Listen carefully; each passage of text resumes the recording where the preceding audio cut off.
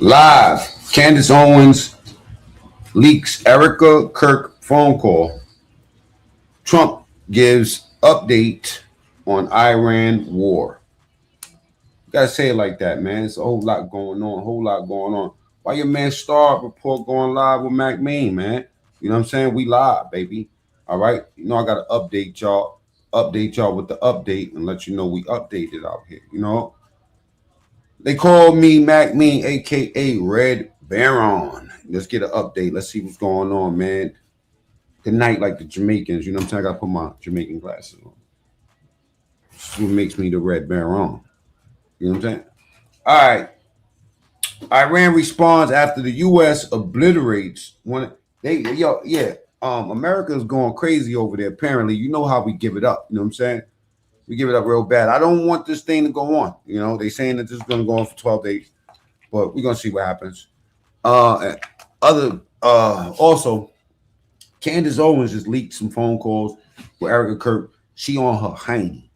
I don't know what, you know, some people are saying that maybe Candace had an interest in Charlie Kirk and you know how they go. You know what I'm saying? Let's get to it, man. Salute to everybody that's here. You know what I mean? We'll get to the comments in a second. The military says it's planning for at least 1 to 2 more weeks of strikes on Iran. And while retaliation from Tehran is slowing, thanks to U.S. strikes on missile launchers, incoming fire has not stopped. Just over an hour ago. Let's not get it twisted. Excuse me. I don't want y'all to believe that. I believe everything that I hear on the motherfucking news. I know that a lot of what's going on, they're not going to tell us. Just keeping that in mind, let's just play what they got, and then I'll share with y'all what I think is going on. Israel shot down an Iranian ballistic missile over Tel Aviv, as our senior correspondent Trey Yinks was reporting. Right now, air raid sirens are sounding across Tel Aviv. Israeli air defense is working to shoot down the incoming Iranian ballistic missile fire. This is the Viral Vision in the building. Bad salute. WRWTV. Oh no, well, WRWTV Channel 1. Bad 825. Salute 0 DBN. The 5th time since the middle of the night that the Iranians have launched an attack against central. Show y'all how to work this vertical algorithm, y'all. Come on, let's get with it, man. There's a lot going on, man. We about to expose some shit. Israel's missile defense system soaring through the skies, working to shoot down this incoming fire right now. And Trey joins us now with the latest on the ground. Good morning, Trey. Yeah, hey, Lawrence, good morning. All right, show of hands, dude. Y'all think that Candace Owens is out of pocket because she is fucking... She's like really releasing Charlie Kirk. She exposed the fact that he was lying to her. I don't know, man. There's a lot going on, man. A senior Israeli official telling Fox News that the Iranian regime is having trouble coordinating and communicating as these strikes intensify against the Iranian capital of Tehran.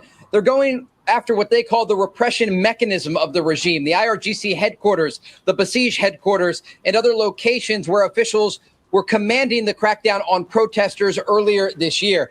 It comes as the IDF released a new video today showing an F-35 fighter jet shooting down an Iranian warplane over the skies of Iran, the first dogfight and kill for the Israelis since the 1980s. Tel Aviv was under fire overnight as Iran is still trying to get off more ballistic missile fire. There have been 5 separate attacks over the past 12 or so hours. Much of that interception taking place overhead of Israel's second largest city. But U.S. Central Command is also releasing some new video showing them going after the ballistic missile launching positions inside of Iran. We also understand the Americans and the Israelis are going after the storage and production facilities there. And while the Israelis are looking east, they're also looking north to the Iran-backed Lebanese militant group Hezbollah.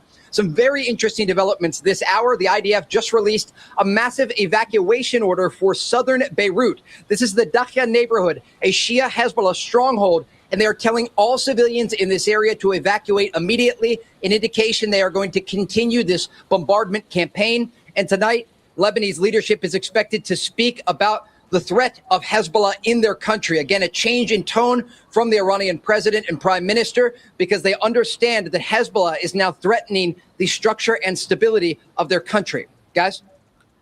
Hey, Trey, when you look at what's happening now inside Iran, they seem to be talking tough again and we don't see much in terms of defections. Is there a sense, is Iran thinking, holding on and not losing is winning? Yeah, absolutely. And I want to read you a post that Iran's foreign minister put on X after the news of an American torpedo took down an Iranian frigate off the coast of Sri Lanka. And he says, in part, mark my words, the U.S. will come to bitterly regret precedent it has set.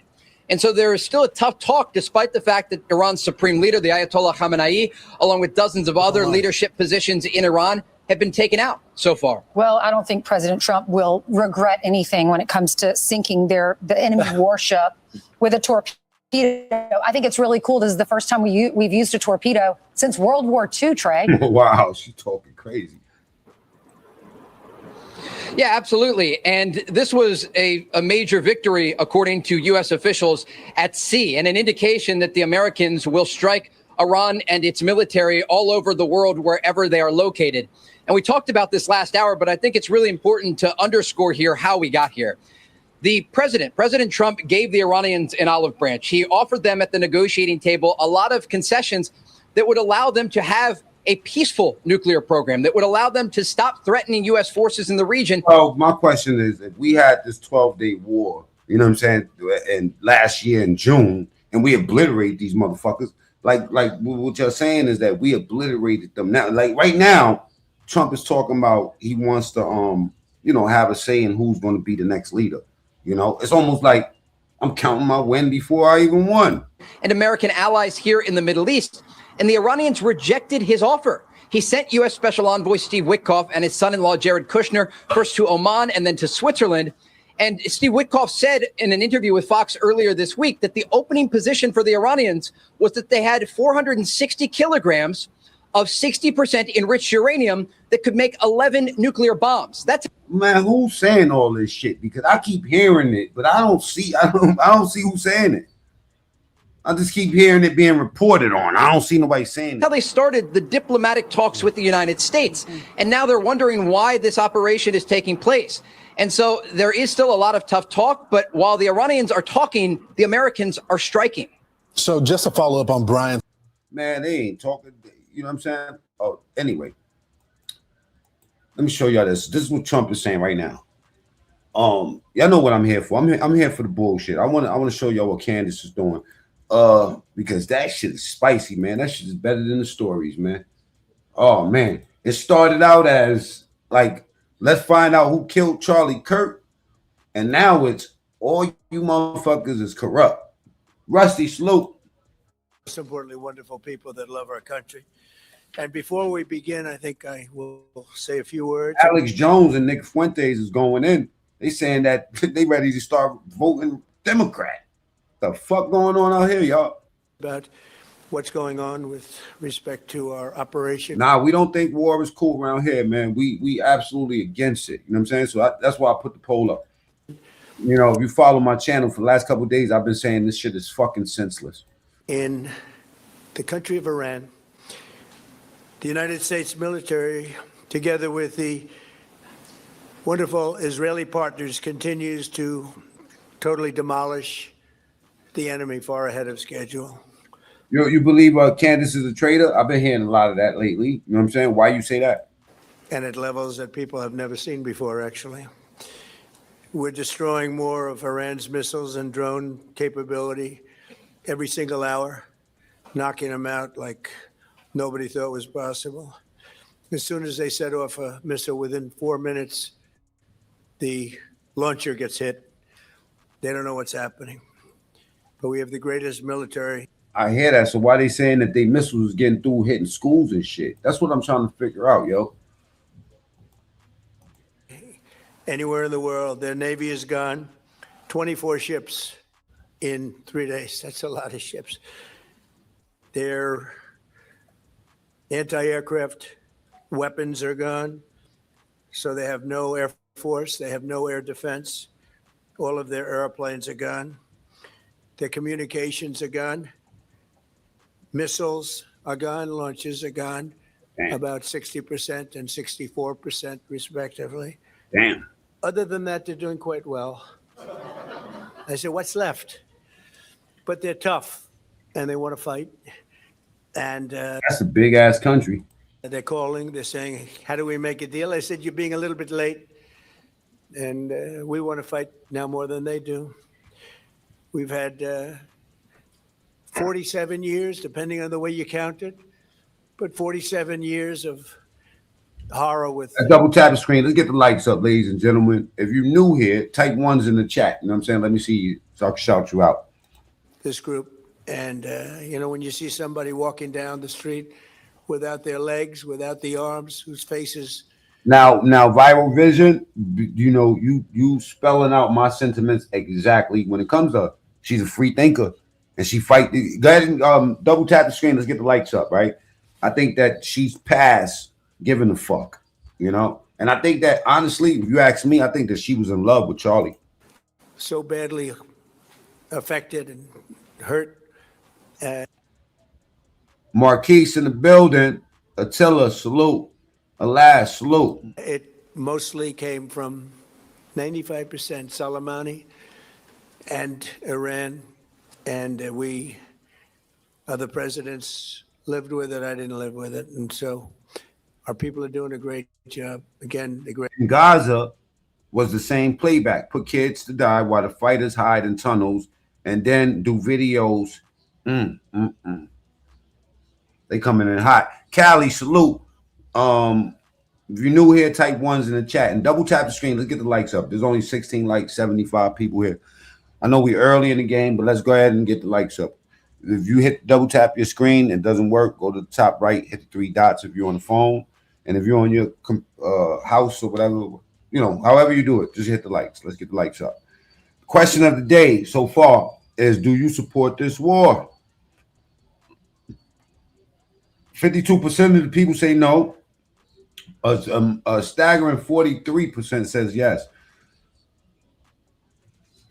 Viral Vision says Trump is a liar. He destroyed the nuclear sites. Now we struck them because they was going to hit us. It don't make sense, is what he's saying. 99 votes, 100 votes. Let's go. Let's keep going on the like button. Greatest military anyone's seen. Thank you. Before the goons come in, because these Democrats going to come up in here and go crazy on me. Thank you very much. And yesterday, thinking I'm a fucking Republican. You know what I'm saying? I'm a conservative, but my administration announced trying to figure out my party. Of action to help keep down the oil prices, including offering political risk insurance for tankers transiting into the Gulf, as you know, pretty dangerous territory.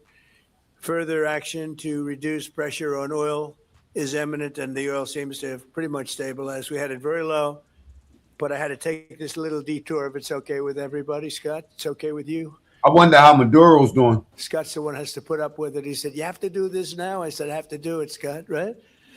But it's been very strong, and everybody, including Scott, everybody feels we had really no choice. They were going to hit us if we didn't hit them because they're crazy. And in the long term, the actions we're taking will dramatically increase the stability of the region and oil prices and stock markets and everything else. We set the all-time record in history with the Dow going to 50,000. So Dow is at 50,000. It was supposed to be maybe, if we were lucky, within by the end of my presidency in 4 years. And we did it in my first year. We did the S&P 500. We did that in a period of less than a year. And that was even tougher than the Dow, they said, so it wasn't going to happen. But we have a great country. We have a country that's never done this well. We've had tremendous success in so many different ways. I built the military and rebuilt it in my first term, and we're using it more than I'd like to use it, to be honest with you. But when we used it, we found out it certainly did work. When we look at Venezuela, when we look at the first attack, Midnight Hammer, in Iran, which really set the stage for what we're doing right now. It's been pretty amazing. Gore TV says, at this point, we the United States of fucking Israel. That ass, man. Clap it up for that man. And I'm once again calling on all members of the Iranian Revolutionary Guard, the military, and the police to lay down their arms. They're only going to be killed. And now is the time to stand up for the Iranian people and help take back your country. You're going to have a chance after all these years to take back your country. Accept immunity. We'll give you immunity. Like, how do you take your country back after that shit? And we'll be giving you really the right side I believe it's just starting. They just starting. of history, because that's what it is. So you'll be perfectly safe with total immunity, or you'll face absolutely guaranteed death. And I don't want to see that. They don't want to see it either. We also urge Iranian diplomats around the world to request asylum. If they did have nuclear weapons right now, it'd be the perfect time to let them shits go. Not everybody's happy with Trump, y'all. I'm just letting you know. You know, there's a lot of people that's going against Trump right now. Alex Jones and Nick Fuentes, like I said. You know what I'm saying? Y'all might not be familiar, but I'm going to familiarize your motherfuckers right now, because there's a whole lot going on out this bitch. You know what I'm saying? Now, again, double tap the screens, get the lights up, man. You know, it's hard being in this short algorithm sometimes, because you meet a lot of new people, and you know, people sometimes honestly just sitting back listening. They don't fucking want to hit the like button, but y'all need to hit the like button. All right, let's go. All right, now, pretty shocking. I think that Nick Fuentes says a lot of things just for shock value. I don't think that he's really committed, but let's just hear what he got to say. What the hell's going on here? I think you have to. I think you have to vote Democrat in 26, and I'll tell you why. I mean, we're being told always that the He's trolling, trust me. Republicans are the lesser of two evils, that they're going to be marginally better than the Democrats. Look at all of the broken promises. Epstein files, that's huge. It's huge. And let's be honest, they tried to cover it up. It's not like they fumbled that. It's not like they made a mistake. Well, I gotta disagree. They engaged in an active cover-up, and they failed only because of a revolt within their own party. And now Marjorie Greene is an outcast. She was like the MAGA congresswoman. She was like the one in Congress who came after Trump won the election. She's an outcast because she led the coup to get the Epstein files released. That's a big one. Then you got the deportations. They haven't started on the border wall. And even though they secured the border, look, they secured the border in 2020. What good did that do when Joe Biden came into power? Nothing, because then he just overturned all the executive orders and they came pouring in. That's why you need the wall. They haven't started it. 230,000 deportations. It isn't happening. And now we're in a where the fuck is the wall? Regime change war with Iran. You've been around. I've been around, not as long as you, but for some time. Regime change in Iran is like synonymous with the neocons' ultimate master plan. That is like the number one thing on Israel's wish list. On the crown. It was the whole Middle East strategy and the Rebuilding America's Defenses PNAC plan 2020 or 2000 was this. Yes, and even further than that, going back to clean break in 96, this has always been the plan. And for a time, we thought that was unthinkable. We thought that Trump winning made that impossible. So for Trump to be the one to take us there and sell it and push it and trigger it, and now we're in a regime change war with Iran, it's almost unbelievable to even say that. Thousands of American and Israeli airstrikes destroying Iran's military. Here's how I feel about it. If you will tolerate that, you will tolerate anything. At what point do you say no? At what point do you say there's no excuses? People say, well, if there's boots on the ground, dude, they're dropping bombs everywhere. And it's in Iran. So for me, I said, that's the last straw. I'm out. And you know me, I'm the furthest thing from a Democrat. I'm far right. I'm not left wing or even liberal. I don't consider myself even I feel like he's speaking my language right now. You know what I mean? Like, we can't be blindly following shit. Remember, promises made, promises kept. Not certain promises made and certain promises kept. Not lock certain innocent people up, Americans and shit. And then we're not supposed to have those sort of glitches. Come on, man. I understand that there's going to be a few glitches, but it seemed like, these motherfuckers is taking a lot of people that's innocent Americans and locking them down, and they not even compensate these motherfuckers. Center liberal or a right liberal. Let's talk about that. Democrats get in. Isn't that accelerationist? No, I think that I don't know that I would characterize it as accelerationist. I would characterize it as corrective. And it's sending a message to the GOP before the big one, which is 28. Yeah, you're saying the only leverage we've got is the wake-up call. Right. And, 28, we got to win that one. I really believe a Republican's got to win, but we need it to be the right Republican. And I don't know that there's any other language they will understand other than to show them we're not showing up in 26. And what's more, I also think that Vance and Rubio are to blame in this as well. If they... Well, you know what? He's going to basically say that if you don't have the power to stop him from making these sort of decisions, you're kind of useless, right? But J.D. Vance was one of the people that was against us. I also think that Vance and Rubio are to blame in this as well. If they couldn't stop a war in Iran, Rubio, yes, but not Vance. When they're in power now, how are they going to make the decision when they become the president? We knew Rubio's a deep state guy. He's been, quote, doing a good job for what we wanted till now. But Vance was an open thing. He's come out now and said we may be there in a long war. So Vance is definitely getting in line with that. In fact, speaking of the devil, let's go to those clips first. But wait, does Nick really believe that we still have a chance to win in 2028? I mean, I hope so, but I think that's almost impossible. We made so many mistakes, or not us. This administration made already so many mistakes. Take a look at Nick, for example. If Nick is going to show for the Democrats, that says already enough, right? That shows you already the state we're in now. And of course, you will always have these fanatic MAGA cult supporters. They will defend Trump no matter what. But believe me, so many people, even from his own base, from the GOP, they don't want to vote for them anymore because this administration turned out to be one big joke, one big disaster, and people there are so done with it. Here's Thune, the leader of the Senate, saying Trump doesn't need a war powers. He has authorization, which no, he doesn't. This is pure war, folks. This is not blow up their weapons. This is regime change. And then Vance saying the same thing and then saying basically this could be a forever war. And then I want to go through these other clips, but here it is. Is he a traitor because he's speaking truth? Is he a traitor or is he a traitor because he's trolling? But I don't think Mr. Clever, Mr. Clever. I don't think that he's I just believe that he's like what Viro said. He's a free thinker like Candace. Like he's not scared to speak his mind. North Korea leader is raising his daughter in the government as a child in political warfare. Send the message that he has a successor. America has no succession. Our leaders always change. Hello. Kim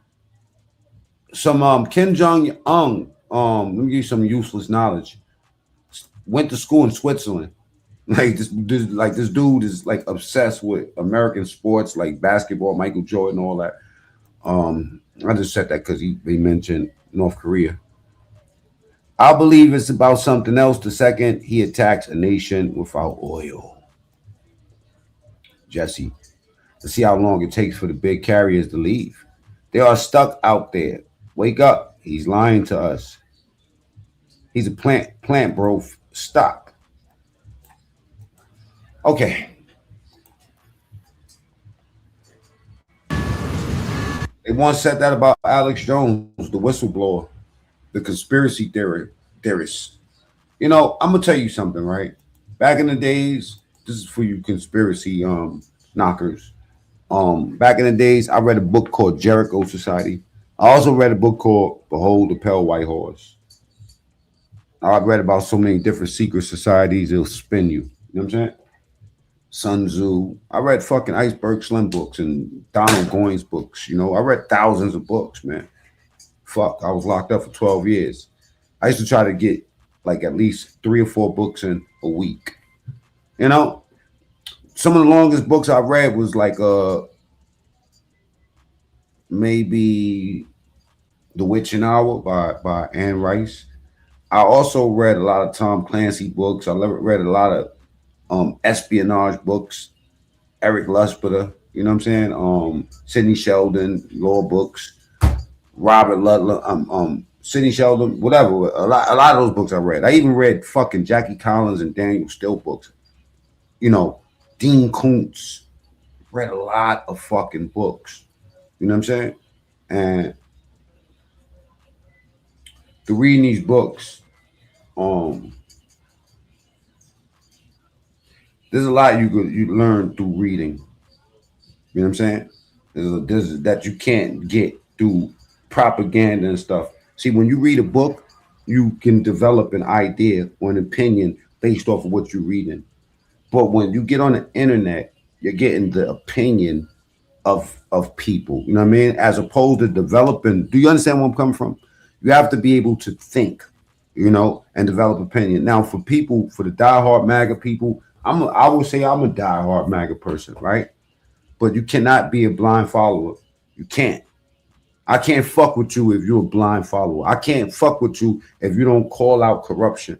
I can't fuck with you, period. You know what I'm saying? And I don't give a fuck who's at the wheel. Sometimes you got to kick out who's at the wheel. Sometimes you got to just question who's at the wheel. But if whoever's at the wheel don't listen to you no more, and you're the one that put them in play, you know what I'm saying? You got to question the wheel. Or the destination. Excuse me, not the wheel.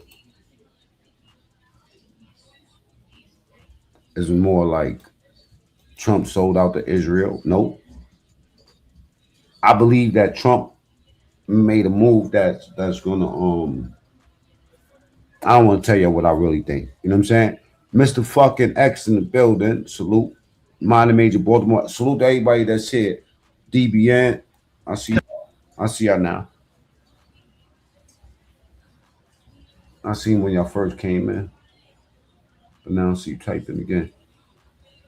I gotta put these glasses on to really, really see.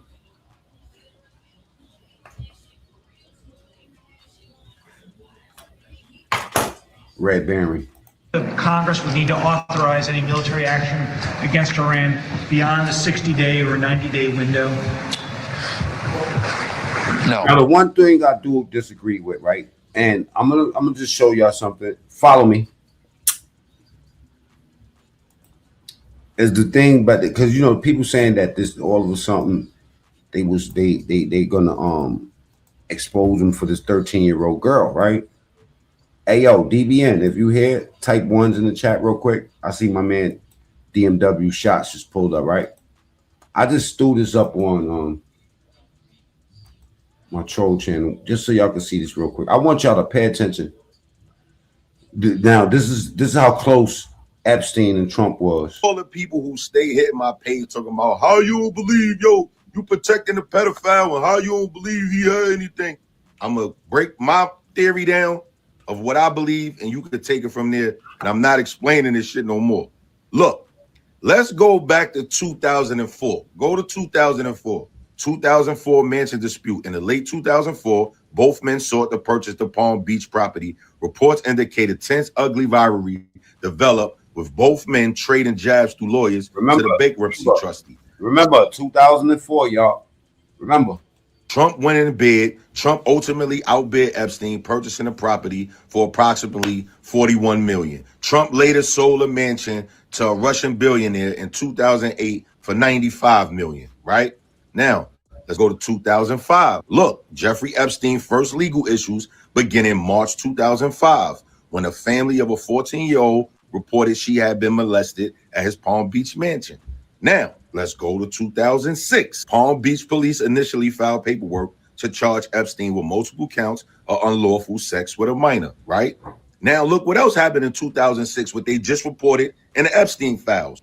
Same year, 2006, Trump reportedly called police about Epstein, said Ghislaine Maxwell was evil, said this. Look what it say. Trump told then Palm Beach police chief Michael Ryder, people in New York knew Epstein was disgusting.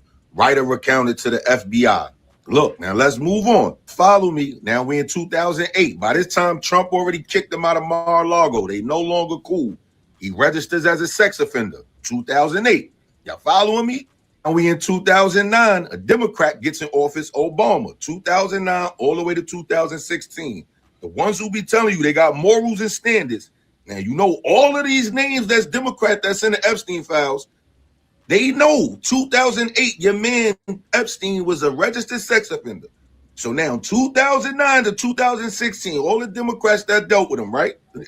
Now listen, follow me. Now let's move on. Now we in 2019. Epstein gets locked up. Mind you, through all this time that Obama's been in office, they had an investigation open on Epstein, right? Files was open on this guy.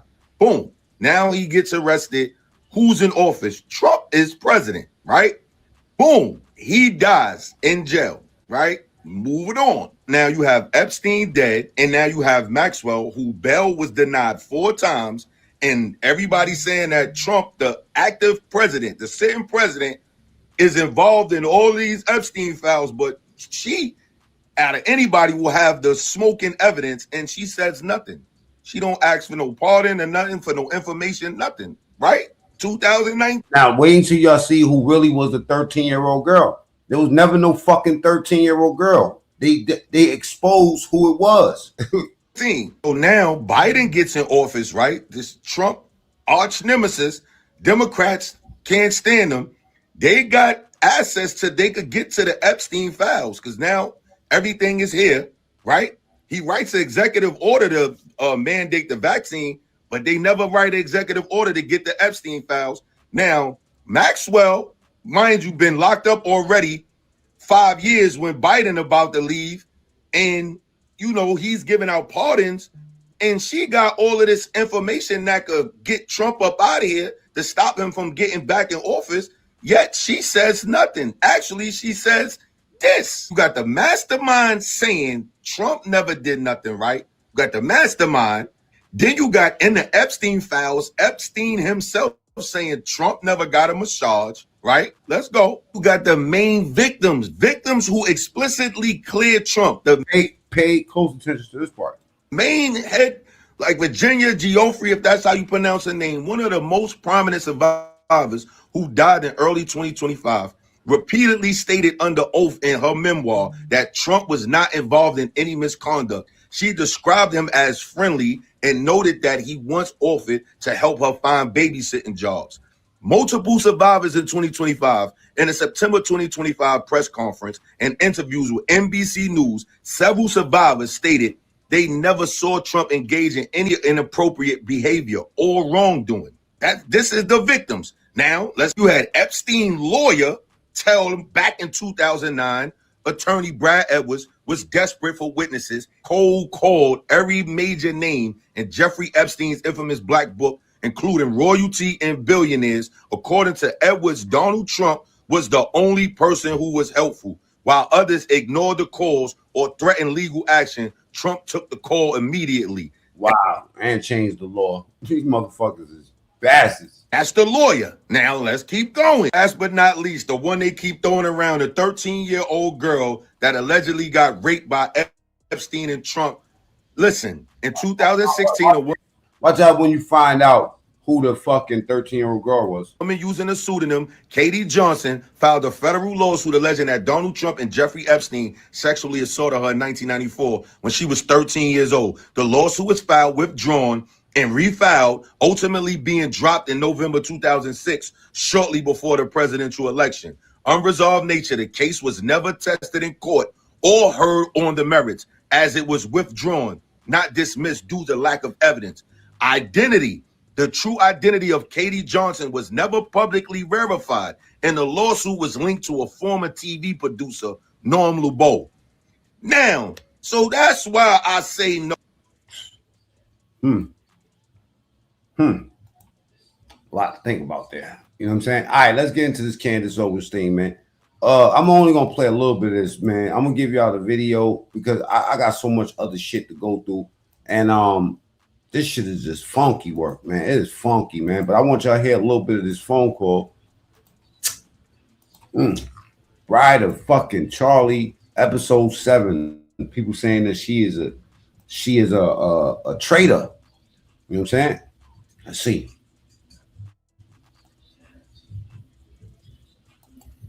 I just think that she don't give a fuck about nobody's opinion. Now, I assume that Erika knows that I get leaked everything. By now, they clearly know that.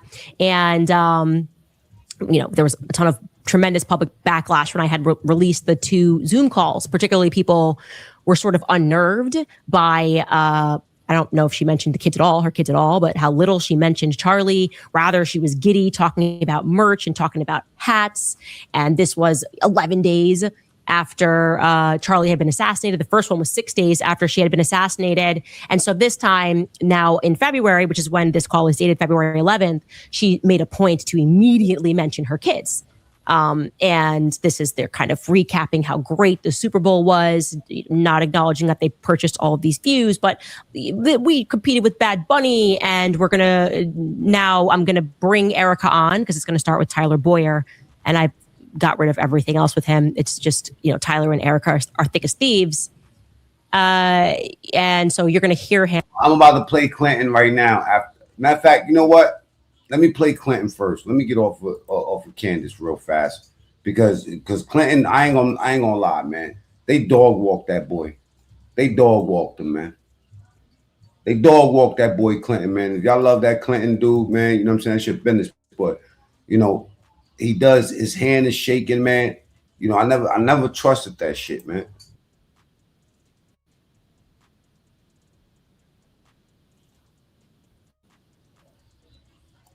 You know what? I'm gonna get really obnoxious right now. Let me just show y'all how bad these people be out here. Look at my man hand is shaking like Vegas crap dice. Ooh, baby. Man, I love when they squirm like that. No diddy. And Mr. President, moving on to my next question. What the fuck is that, man? He got that John F. Kennedy. What was that nigga name? Michael J. Fox. Mr. President, moving on to my next question.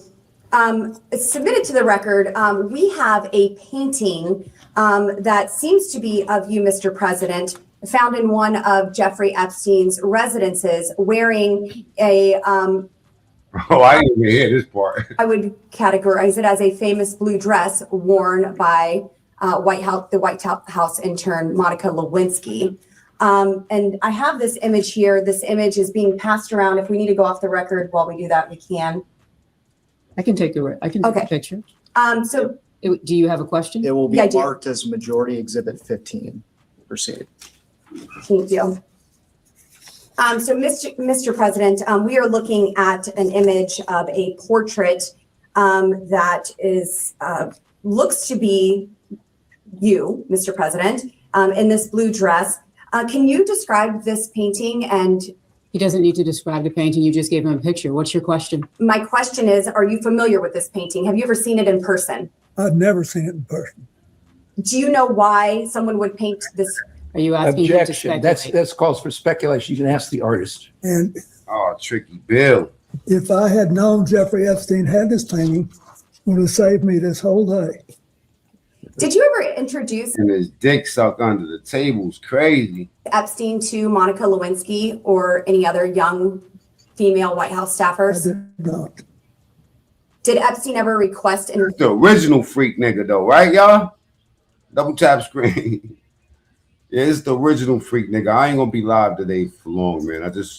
I went in crazy late. You know what I mean? I'm gonna be on for an hour though. Introductions to young female intern staffers of you? Did he request you to introduce them? And one regarding this exhibit 15, this portrait, to the right of this image, there appears to be a plain letterhead document that is framed in a gold frame.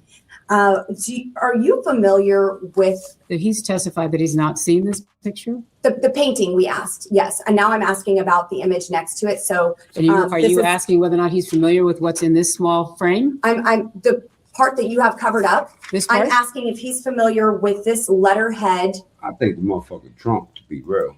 Letter that was letterhead that we Is this part of the painting? No, sir. This is next to the painting and it's framed on the wall in the home of Jeffrey Epstein. I guess a better way to ask, only seen him twice. Than the birthday note that was passed around here today for Jeffrey Epstein's 50th birthday, Mr. President. Why is he shaking like that? WTV, salute. Nasty guy with lies and always got caught and nothing happens. Mark, I am proud of you from Minnesota. You know what I mean? Like that's you a real N-word. And did you ever handwrite Jeffrey Epstein any other notes? Slick Willie, look at him. He folded his arms up. Look at him. He got a nice watch too. Well, I wouldn't remember except that I've seen a picture recently of another note where I thank him for getting me away from the crowd on the airplane for a while so I could take a nap. Yes. Okay, Mr. President, I just have two more questions for you, and then I will let you go. And again, I'm so grateful for your time here today. We also have another exhibit from the committee, and it's page 49, I believe. And the well, he's an ex-president. If he's gonna shake on camera like that, don't drink no water. They want to defend him. Tell him don't drink no water. how do you want to classify this one? They'll give it It will be marked as Majority Exhibit 16. In this is a portion of Virginia Giuffre and her testimony. And in it, she is referencing you, Mr. President, and says he, Like Mr. Clinton, told me long ago that everyone owes him favors. They are all in each other's pockets. She's asked, I'm sorry, maybe that wasn't you that you was referencing, Clinton. I'll start over. He told me long ago that everyone owes him favors. I believe that's referring to Mr. Epstein. They're all in each other's pockets. Sorry, could you, so what line are you starting at? Yes, ma'am. I'm starting at the first line, and I do believe I incorrectly said that she was referencing Mr. Clinton. So to correct that. So she's not referencing. Correct. She's not referencing Mr. President Clinton. She's referencing instead. Who? I believe this is Jeffrey Epstein that she is referencing here. Thank you, Ms. Bobo. Thank you. They did Bill Clinton fucking bad.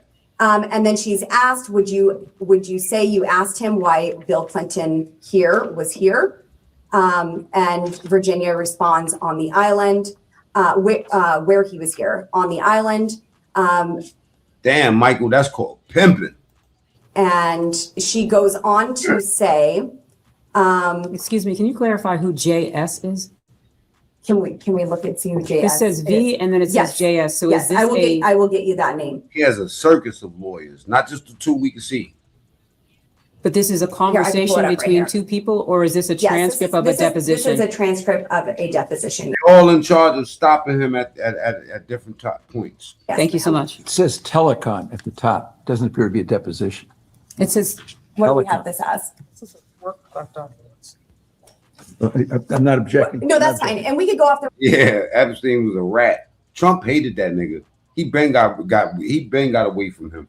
Y'all looked at that video, man. I leave it up. I leave shit like that just as a record for later on. So you know, somebody need to reference. You know, that video is all the facts. He been got away from Epstein, but Epstein was trying to help him get, you know what I'm saying, like get into the White House. But Trump just saying he ain't like him. You know, they was tapping for Trump shit too. Trump was talking hardcore shit about him because they was they was in two bidding wars. It was about money with them two niggas. Trump hated him. Trump wanted him out of here. That's why they exposed him. Trump exposed Epstein. You know what I'm saying? Yeah, they was cool once upon a time, you know, but this is like, look at that timeline of that video I just showed. Record if you want, just to get this. I don't have this. So this is, go ahead. Yeah, we'll go off the record.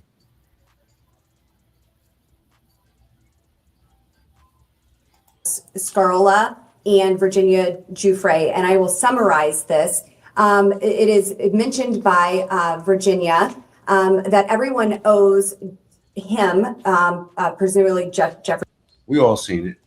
Epstein here, favors. Mr. President, were you ever in the position to owe Jeffrey Epstein a favor?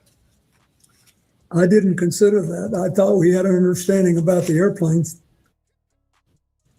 that he would let me use the airplane to set up my AIDS programs around the world if I'd agreed to talk to him for an hour about economics and politics on every long leg. Man, I wish I had these politicians in my pocket like that. All right, before we get back to Candace, let me show y'all this right here. Very interesting video, right? And I'm only going to show y'all maybe about a couple minutes of this, right? Now, this is by show of hands. If you got the COVID shot, type ones in the chat. Don't lie. Be honest. If you got the COVID shot, type ones in the chat. If you didn't, type twos by show of hands. I'm about to fuck your heads up, okay?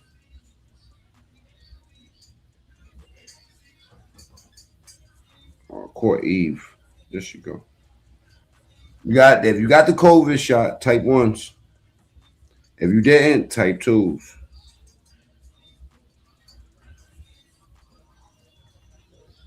Before I play what I'm gonna play.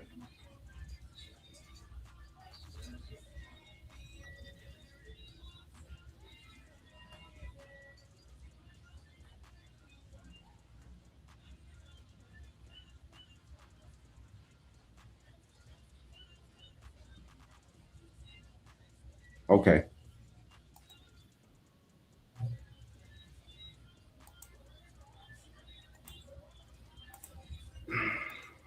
Okay.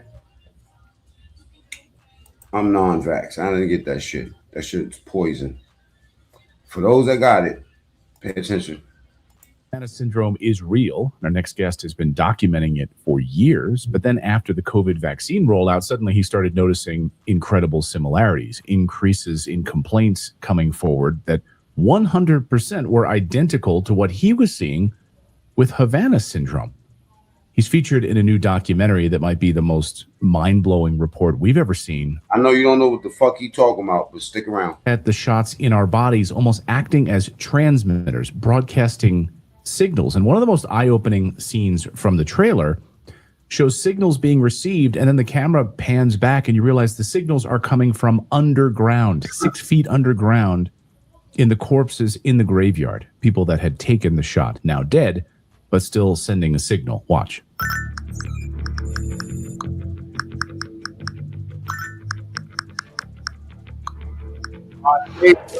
Way back in 1778, the Continental Congress unanimously passed America's first whistleblower law. I did this clearly at my own jeopardy. It recognized the duty to give the earliest information to Congress of any misconduct, frauds, or misdemeanors committed by anyone working for government. The information I'm presenting is made as a protected communication under Title 10 USC 1034 as a whistleblower. 246 years later, whistleblowers have an incredible record of changing the course of history. Tom Ogle drove 200. They fucking, the dead bodies are transmitting shit back from that COVID shot out of the grave. Watch this.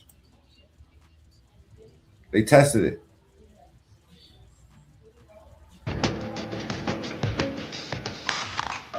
In late October of 2019, I was approached by leadership. There were 5 clients and there was a vendor in the room. The vendor was BioNTech. These are the notes that I took during the conversation of the meeting with the stakeholders for the contact tracing application. Took the fabric of my reality and just rushed it. I mean, it just made me question everything. Government is going to grant themselves powers unilaterally to create greater control over American society and global society. By a show of hands, who's ever heard about Project Blue Beam? Type 1s if you have. COVID is critical because this is what convinces people to accept, to legitimize. Upload complete. AI, all this AI fucking with your reality, making you think shit. Have you ever looked at some of these AI videos and you almost confused, it almost disturbing? Something is disturbing to your soul.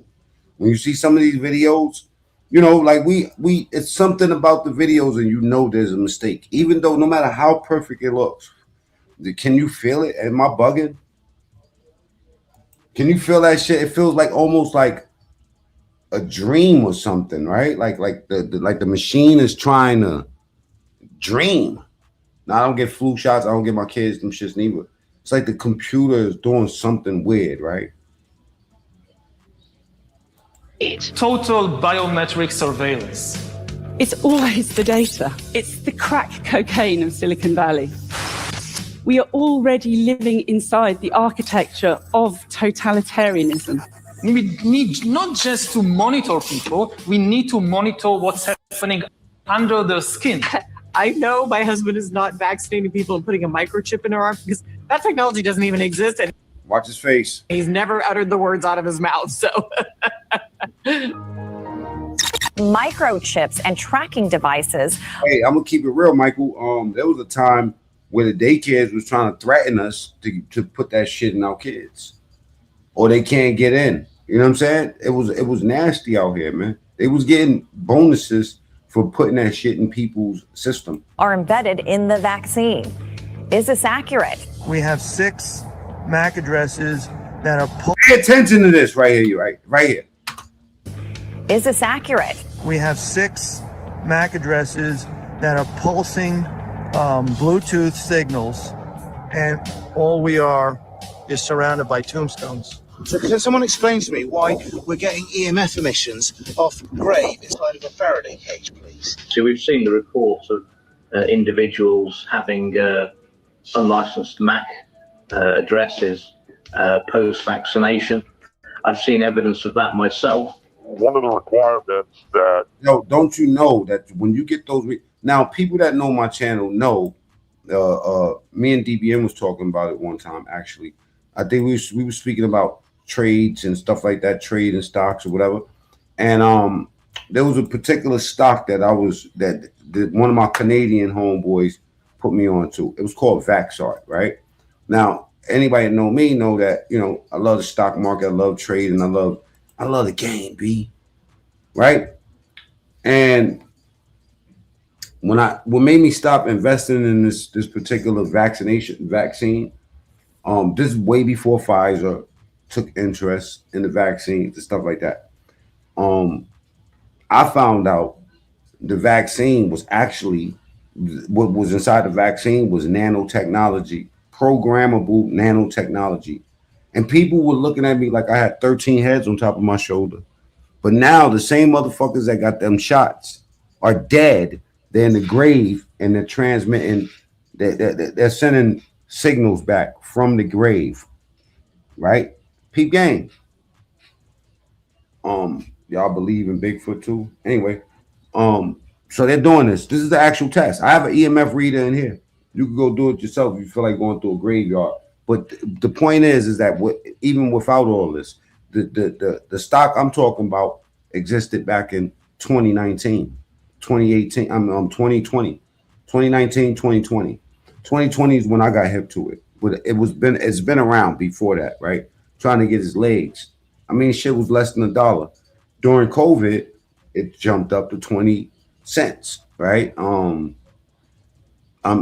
went from 0.00 something to 20 cents, something like that. It was like what you would call a penny stock, right? I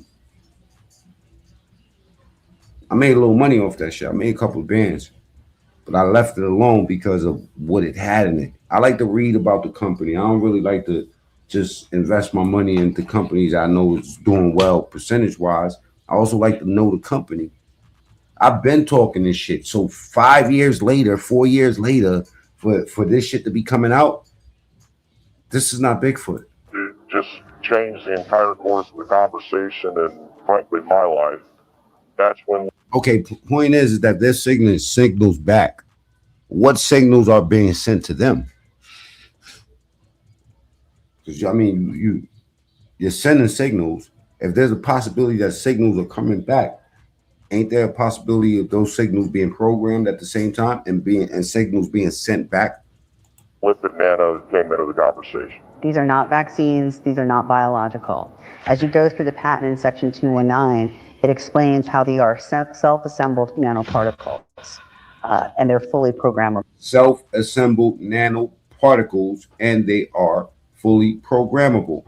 There's no vaccine.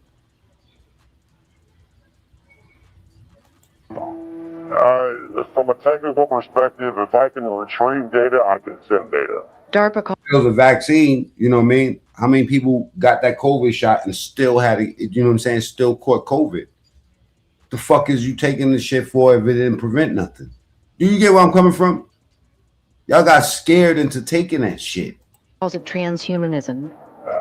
Do you hear what I just said and not want to just step away?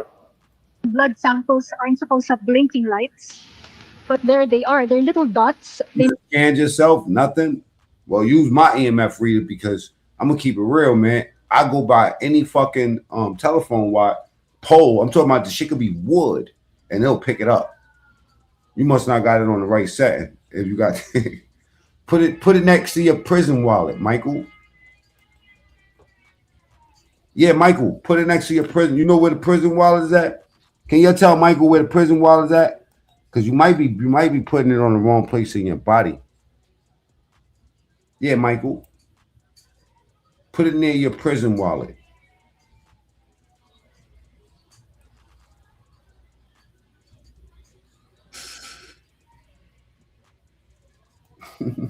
Move across the slide and they're blinking. This was brain tissue. It'd be like dee. That had been sitting in a jar of formalin for 6 months. Even if the body dies, they continue. Yes, apparently.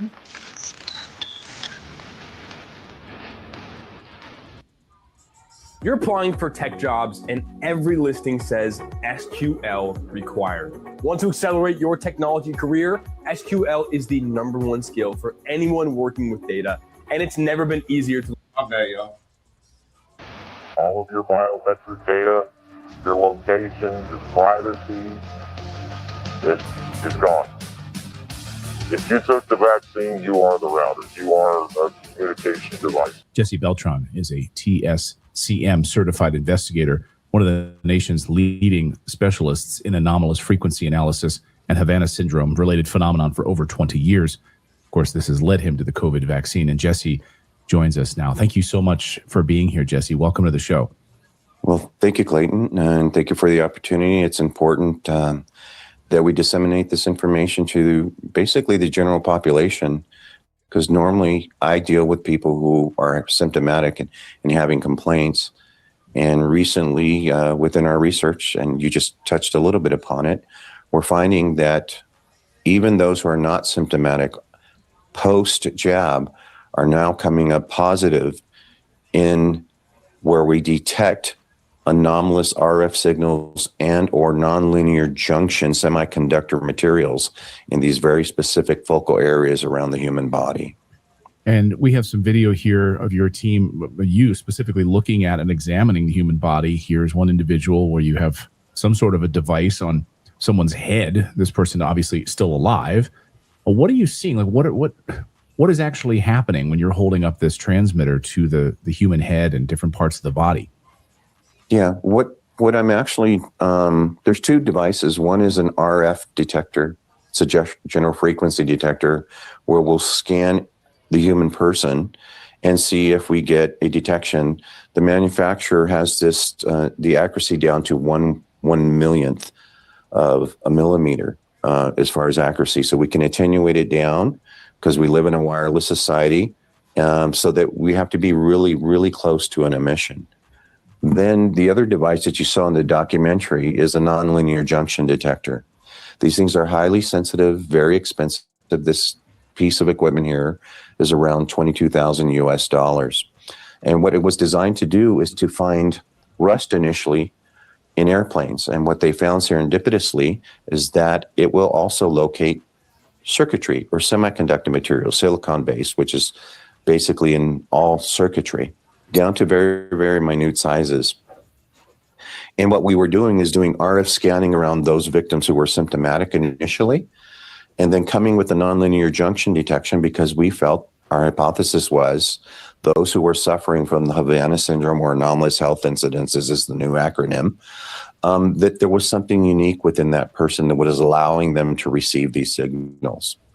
And what the nonlinear junction detection was detecting is positive results for semiconductor materials or semiconductors in these people, which ultimately led to surgical removal of biosensors. One of my earliest cases is the Bonnie Kellerby case. This man and this woman here are now my family. And without John supporting Bonnie through this, remember, he thought she was crazy. But we were able to show proof on this journey that she wasn't. Okay? We did. And think about their relationship. This can happen to any one of you. Okay? And how would you feel if you let the love of your life go because someone synthetically induced mental illness? Thank you. Okay. You want to say anything?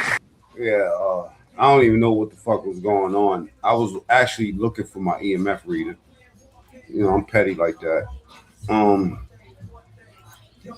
You know what the fuck. But anyway, I know he was on the Candace Owens thing, but I gotta show Tucker first. Y'all go look at Candace by yourself. This is juicy.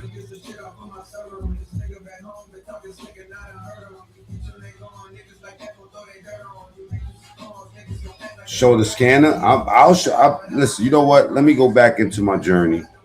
All right, Michael. I told you to put that scanner in your prison wallet.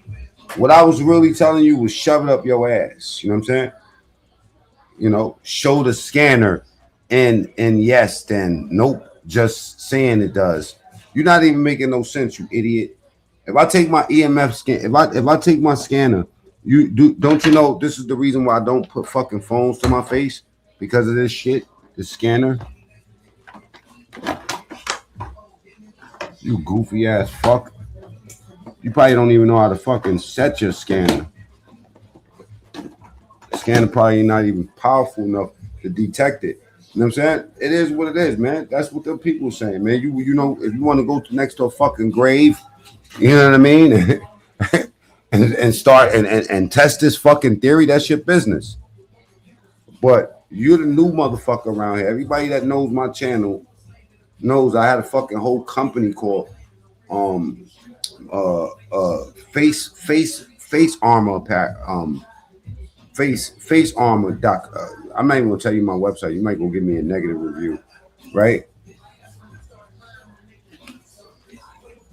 Before mask was popular, I had mask out and I was selling fucking EMF readers. Goofy, different powers. I always thought that COVID was a fucking EMF when they applied the 5G, when they did that, when they changed out all the antennas, that's when everybody got sick, and that's when it was wild. That's when it was running wild. But it is what it is. Like I said, you take yours. I just wanted to show you mine. You take yours and shove it up your ass. That's what I told you to do with it. We're not quite sure, but certainly. All right. Is that enough for you? I'm telling you, man, it's late night, man. It's Ramadan. I'm trying to be humble with you motherfuckers. But for real, kiss my ass, motherfucker. This ain't your show. Go press live, motherfucker. From a technological and industrial output standpoint, at least appear. Hey, fuck you too, bitch. I'm blocking you first. You didn't ban me. I'm banning you, dummy. And then on a pure economic level, well, China has a big. This is a moderate, small crowd. I didn't do nothing to make this video jump. I wasn't looking for a crowd there. I just felt like being on live, okay? Should be glad I'm even fucking responding to you. Block everybody that don't got a wrench. Don't block them. Just time them out for 86,000 seconds if they not cool. The fuck is wrong with y'all? I told you I'm going to be live for 1 hour. I'm 2 minutes past my time and y'all acting up. Which reminds me, I got to get off live.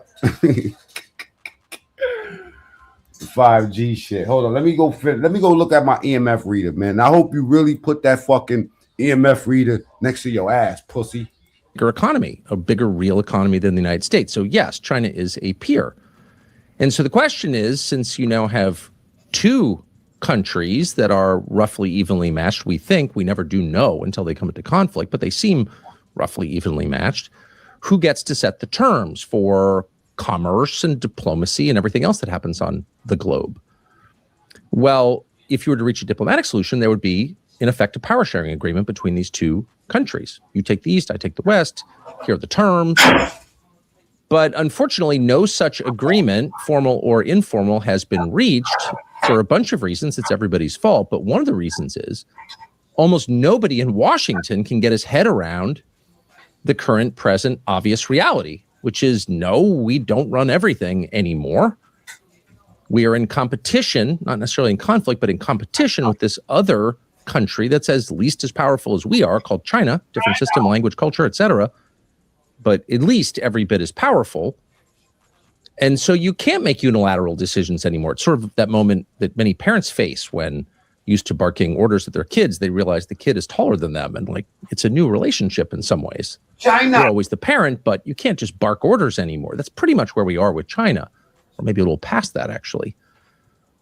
And what we've noticed over the past several years is the total unwillingness, the inflexibility of Washington policymakers to just acknowledge the reality. And instead, even as we speak, there's probably some symposium underway in Washington about what will we do if China invades Taiwan. Well, of course, from China's perspective, Taiwan is part of China. It's just sort of run off for the past 75 years, but it's still part of China. That's their view. And the United States, of course, isn't in a position to stop the reclamation of Taiwan. Let's stop lying. And yet only in DC is that not obvious, which is to say people in Washington are still acting like they're running everything unopposed, but they're not. And the rest of the world is looking on and thinking at some point, you got to knock it off and face reality. Now, there are a lot of people in the United States, me included, who would like to live in a unipolar world. It's way less fun to be constrained, to have to come to terms with another country before you make a decision. No one wants to do that. No one wants to be challenged. But again, it's sort of not up to us or anyone the moment that you live in. You're not in charge of reality, actually. And so this is the reality we live in. And the question is, are we going to come to terms with it in a reasonable way, or are we going to be forced through use of arms to face that reality? And it looks increasingly like the latter. Unfortunately, that is not the way to settle matters like this, because you can emerge greatly diminished from those contests and find yourself in a much weaker negotiating position. Better negotiate while you're strong than when you're weak. But our leaders weren't wise or farsighted enough to do that. Seized by hubris, they were dictating terms like Baghdad Bob. It's sad, actually. No reason to laugh about it. But that is one of the questions now being decided in Iran. Why Iran? Well, because these questions are always decided by proxy. No two great powers want to go to war with each other, of course, especially in the nuclear age, because that could mean simultaneous elimination, and no one wants that, at least consciously. And so typically these things play out in third countries, like Vietnam, famously, or Afghanistan for both the Soviets and the United States, or Korea, and now Iran. Iran, which is part of an alliance that includes the other big powers, Russia and China. So they may not be explicitly weighing in, which is to say they're not fighting alongside the Iranians yet, but they're certainly on Iran's side, and they're certainly helping in a multitude of ways, one expects. And a lot for them rides on the outcome. And because it does, it makes it harder to settle this thing. So that's the geopolitical, very obvious overlay here. That's why this is not just a debate about whether the Ayatollah has nuclear weapons. Stop. It's much bigger than that and much more serious than that. And the consequences are much more profound than that. So that's the first. But there is another layer that most Americans are not aware of, but much of the rest of the world is highly aware of. And that is a religious layer. Now, Lindsey Graham is on tape saying to a gaggle of reporters, his bloodshot eyes, his puffy face, God knows what he's been doing, saying explicitly, this is a religious war. This is a religious war. Now, his motive in saying that, he's not here to answer the question. We can only guess. Is he trying to foment a religious war? Probably. He's an end times kind of guy. But it almost doesn't matter. He's telling the truth for once. This is a religious war, fundamentally. And that is not obvious to most Americans because this is the most secular society, not just the United States, but the West, the English-speaking world, Europe and the US, Canada, Australia, New Zealand. In history, there's never been a more... Whoa, man, amazing car. When did you become a millionaire? What is this for? We're trying to get advice for the younger generation. I made my first million last year, actually. What line of work are you in? I'm in sales. Okay, what's the best advice you can give someone that's in sales? Godless, to be blunt about it, a more secular society at scale. Never. Nothing approaching this has ever happened, ever. Every society is fundamentally a religious society, explicitly religious except ours. So we lack the terms to describe what we're seeing, and we lack the imagination to think about it. And, well, to quote Jesus, we have the eyes, but we cannot see. We don't see what's happening around us, but the rest of the world... It's Tucker Carlson, you cocksucker. ...very much does see. So you often hear people talk about the Middle East crisis, and they usually mean energy. You know, people want the oil, the gas. But traditionally, when people have talked about the Middle East, they're talking about Jerusalem. We're talking about the holiest spot on earth. Let's be a lot more specific when we Don't take me much to block you, motherfucker. All right. say the holiest spot Same account on earth. The holiest spot on earth is something called the foundation stone. The foundation stone is literally a rock in Jerusalem, on what used to be called Mount Moriah, which was at one point the highest place and the oldest I'm blocking anything. part of Jerusalem. And it's on that spot, on that rock, on that stone. All you here to do is listen, not type. Matter of fact, I gotta get up out of here anyway. I'm gonna pass one time. Y'all be good. I'll see y'all outside.